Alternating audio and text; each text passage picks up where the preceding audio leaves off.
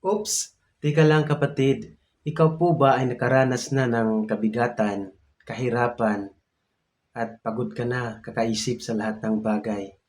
Pagod ka na sa mga sitwasyon na iyong pinagdaanan? Mga minamahal kong kapatid, alam po ba natin na ang ating Panginoong Hesukristo, siya po ang Diyos ng restoration. Siya po ang Diyos na nagbibigay sa atin ng panibagong buhay, panibagong pag-asa. Ngayon po mga minamahal kong kapatid ay nais ko pong ibahagi dito po sa aklat ni Mateo, Kapitulo 11 sa talatang 28 hanggang 30 or Matthew chapter 11 verse 28 to 30. Ito po yung ating mababasa. Lumapit kayo sa akin, kayong lahat na nahihirapan at nabibigatang lubha sa inyong pasanin, at kayo'y bibigyan ko ng kapahingahan.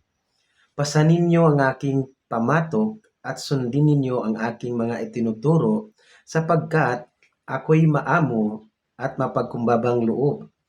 Matatagpuan ninyo sa akin ang kapahingahan, sapagkat madaling dalhin ang aking pamatok at magaan ang pasaning ibibigay ko sa inyo. Hallelujah! Purihin po ang ating Panginoon.